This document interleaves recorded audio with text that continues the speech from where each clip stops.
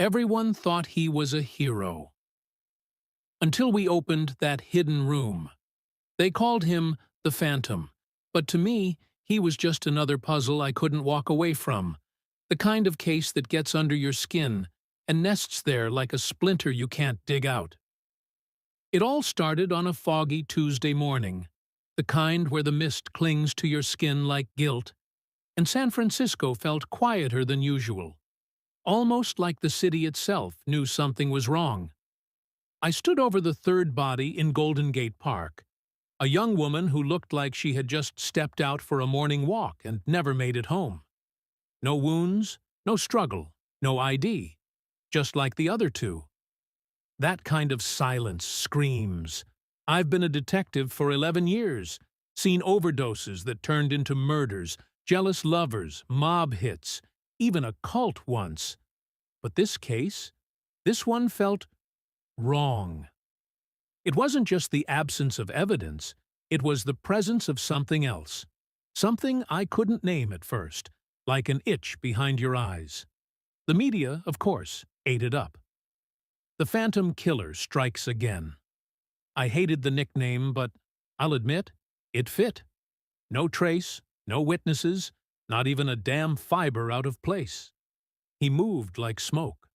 Back at the precinct, I stared at the board we'd set up, with the victims' photos pinned like butterflies under glass. Red string connected them, looping like veins across a pale corkboard heart.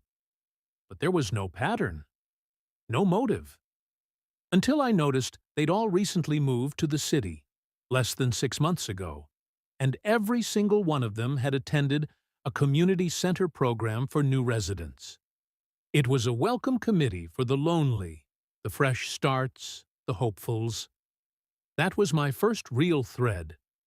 I went to the center the next morning.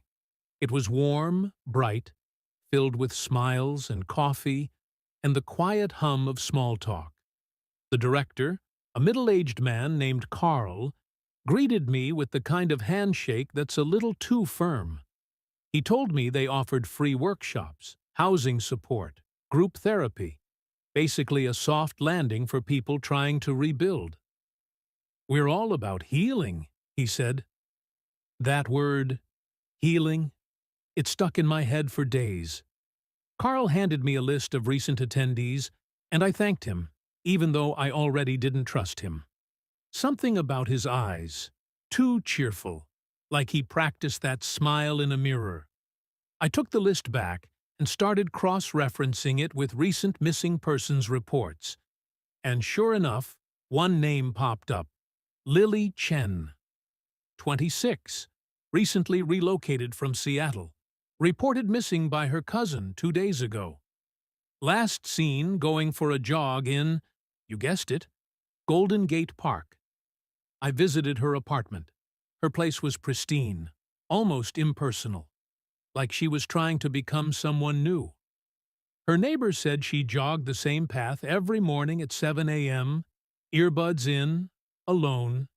It hit me then. Every one of the victims had been taken during moments of routine, when they were least on guard. Morning yoga, dog walks, grocery runs, like someone had been watching them, learning their patterns. I retraced Lily's route through the park. The fog was thick that day, like a living thing. I took the path she would have taken, heart pounding like it used to when I first started this job. And that's where I found it. A silver locket, half buried near a trail marker. Inside, a photo. Lily and a man, arms wrapped around each other, grinning in a way that made my chest ache. A little facial recognition magic back at the station identified him as Dr. Marcus Hale, a psychologist who volunteered at the center. On paper, he was spotless, educated, well-liked, a glowing record. But there's something about perfect people that always makes me itch. I brought him in under the pretense of follow-up questions. He was composed, smooth, made eye contact, just enough to seem honest, but not enough to feel real. Said he remembered Lily. Troubled, but bright, he called her. I asked if they were close. Only professionally, he said. I showed him the locket. He didn't flinch, but his eyes flicked, just for a second, to the right. A tell. I dug into his background harder. That's when I found it. A sealed file from his residency years ago. An accusation from a patient. Sexual misconduct.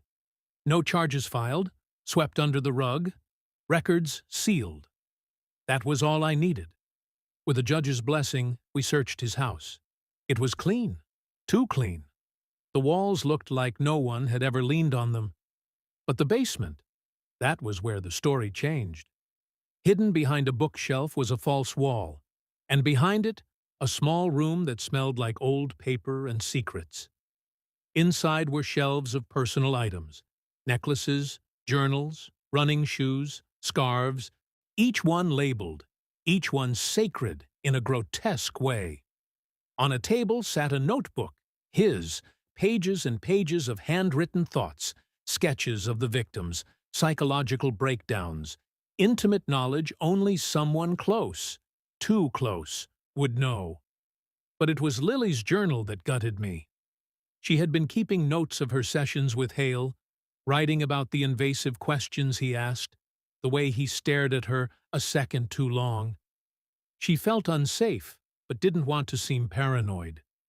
She mentioned dreams that felt planted in her head, ideas that didn't feel like her own. She was unraveling, and she knew it. When we brought him in again, the walls closed in. At first, he played the martyr. How dare we question someone who only wanted to help? But when we laid out the contents of his basement, he broke. He didn't cry. He didn't shout. He just smiled, a soft, sad smile, and said, "They were lost. I gave them peace. I've heard some twisted things in my time, but that moment, it froze my blood."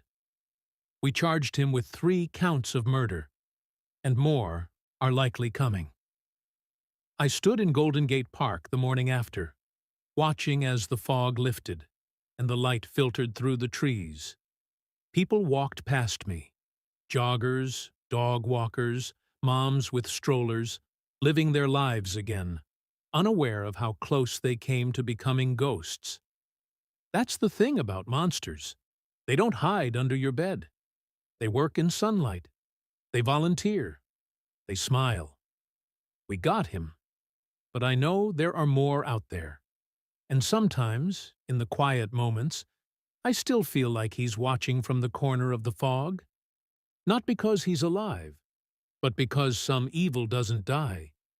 It just waits for another face to wear.